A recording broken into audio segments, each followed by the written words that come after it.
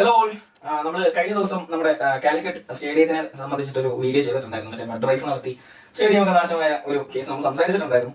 അപ്പോൾ അതിന് ആ ഒരു വീഡിയോയ്ക്ക് താഴെ വന്ന ഒരു കമന്റ് ആണത്. അപ്പോൾ എനിക്ക് ആ കമന്റ് കണ്ടപ്പോൾ ഭയങ്കര വിചിത്രമായിട്ട് തോന്നി. അപ്പോൾ അതുകൊണ്ട് അതേപറ്റിയുള്ള സംസാരിക്കാമെന്ന് വിചാരിക്കുന്നു. അപ്പോൾ ഈ കമന്റിൽ പറയുന്നത് ഇങ്ങനെയാണ്: ബ്രോ, കളി ഇല്ലാത്ത ടൈമിൽ എല്ലാ സ്റ്റേഡിയവും പ്രോപ്പർ ആയിട്ടുണ്ടോ? ഇതൊക്കെ ഇങ്ങനെ വിഷമിക്കണോ? അടുത്ത സീസൺ തുടങ്ങാൻ ഇനിയും എത്രയോ മന്ത്സ് പെൻഡിങ് ആണ്. ഇങ്ങനെ ആവശ്യമില്ലാത്ത കാര്യങ്ങൾക്കൊക്കെ വിഷമിക്കണം. ഇങ്ങനെയാണ് ഈ കമന്റ് വന്നിരിക്കുന്നത്. അപ്പോൾ പുള്ളി പറയുന്നത് സീസൺ അവസാനിച്ചതിന് ശേഷം സ്റ്റേഡിയംസ് ഒക്കെ എപ്പോഴും നല്ല പ്രോപ്പറായിട്ടാണോ കിടക്കുന്നത്? അതൊരു ക്വസ്റ്റ്യൻ ആണ്, ശരിയാണ്. അതെന്തേ അങ്ങനെ കിടക്കാത്തെ? അങ്ങനെ കിടക്കണം. നമ്മളെന്തിനാണ് സ്റ്റേഡിയങ്ങൾ വീണ്ടും നശിപ്പിക്കുന്നത്? സീസൺ കളിയില്ലാന്ന് സ്റ്റേഡിയം നശിപ്പിച്ചിടണമെന്നാണോ? അതുകൊണ്ട് എന്നാൽ ഒരു കാര്യം ചെയ്യാം, നമുക്ക് ഈ സീസൺ കഴിയുമ്പോഴത്തേക്ക് അടുത്ത സീസൺ ആകുന്നത് വരെ സ്റ്റേഡിയം വെറുതെ കിടക്കില്ല, നമുക്ക് വല്ല വിത്ത് വിതയ്ക്കാൻ കൊടുക്കാം. ഞാറ് നടക്കാം, എന്നിട്ട് കൊയ്യട്ടെ വരെ. അങ്ങനെ വല്ലതും ചെയ്യാറുണ്ട്. ബ്രോ, ഇത് സ്റ്റേഡിയമാണ്, ഗ്രൗണ്ടാണ്. നമുക്ക് ഇതുവരെ അങ്ങനെയുള്ള കൾച്ചറുകളൊന്നും ഇല്ല. ഒരു സ്റ്റേഡിയമോ അതിന്റെ പരിസരവും പോലും വൃത്തിയായി സൂക്ഷിക്കുക, അല്ലെങ്കിൽ പ്രോപ്പറായിട്ട് സൂക്ഷിക്കുക, ഗ്രൗണ്ട് പ്രോപ്പറായി സൂക്ഷിക്കുക, അങ്ങനെയുള്ള പരിപാടിയൊന്നുമില്ല. സീസൺ അടുക്കുമ്പോൾ കുറച്ച് വെള്ളം നനച്ച് പുല്ല് സെറ്റ് ചെയ്യും. ഇതാണ് ഇവിടെ നടന്നുകൊണ്ടിരിക്കുന്നത്. അങ്ങനെയല്ല, സ്റ്റേഡിയത്തിനെ സ്റ്റേഡിയമായിട്ട് തന്നെ, ഫുട്ബോൾ ഗ്രൗണ്ടിനെ ഫുട്ബോൾ ഗ്രൗണ്ടായിട്ട് തന്നെ കാണണം.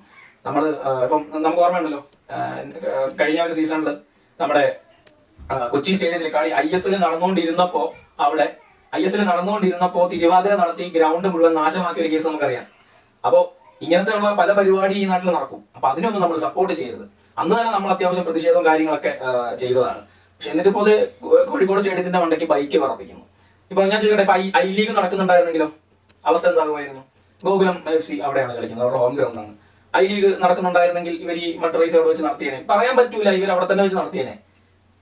എന്നിട്ട് ആ പുല്ലില്ലാത്ത ഗ്രൗണ്ടിൽ ഐ ലീഗ് നടത്തേണ്ട അവസ്ഥ വന്നേനെ. ഇപ്പൊ നമ്മുടെ ഈ സ്റ്റേഡിയത്തിന്റെ കേസ് മാത്രമല്ല കേട്ടോ. ഞാൻ പണ്ട് നേരത്തെ ഒരു വീഡിയോയിൽ ഞാൻ ഈ കാര്യം പറഞ്ഞിട്ടുണ്ട്. എന്നാലും ഒന്നുകൂടി പറയാം. നമ്മുടെ നാട്ടുമ്പുറത്തുള്ള ഗ്രൗണ്ടുകളുണ്ടല്ലോ, ഈ പഞ്ചായത്ത് ഗ്രൗണ്ടുകളൊക്കെ, അവിടെ കുട്ടികൾക്ക് കളിക്കാനുള്ള ഗ്രൗണ്ടാണത്.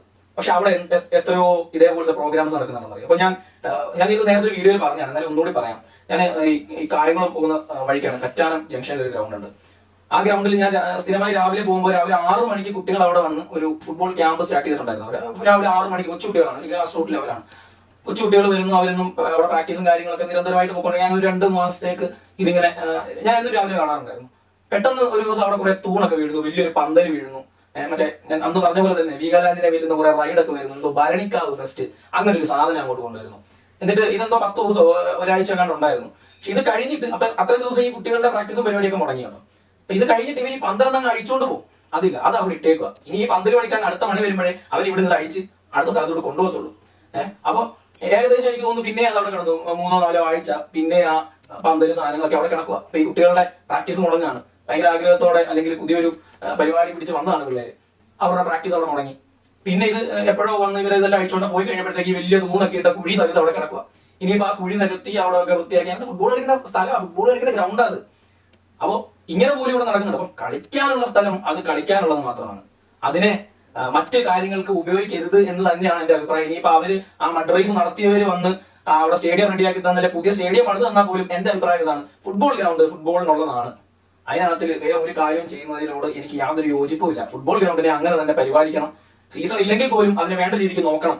സീസൺ ഇല്ലാത്ത സമയത്ത് നമുക്ക് ഗ്രൗണ്ടിന്റെ മെയിൻ്റെനൻസിനുള്ള സമയമാണത്, റിനോവേഷൻ ചെയ്യാനുള്ള സമയമാണത്. ആ സമയത്ത് അതാണ് ചെയ്യേണ്ടത്. അല്ലാതെ ആ സമയത്ത് കണ്ട ബൈക്ക് ചാട്ടവും പരിപാടി ഇതൊന്നും നടത്തരുതെന്നല്ല. ഇതൊക്കെ എനിക്ക് ഭയങ്കര ഇഷ്ടമുള്ള പരിപാടിയാണ്. ഈ മഡ് റൈസും പരിപാടിയൊക്കെ നമ്മൾ കാണാറുണ്ട്. പക്ഷെ ഒന്ന് നശിപ്പിച്ചുകൊണ്ടാവരുത് മറ്റൊന്ന് ഇവിടെ കാണിച്ചു വെക്കേണ്ടത്. അത്രേ ഉള്ളൂ. Thank you.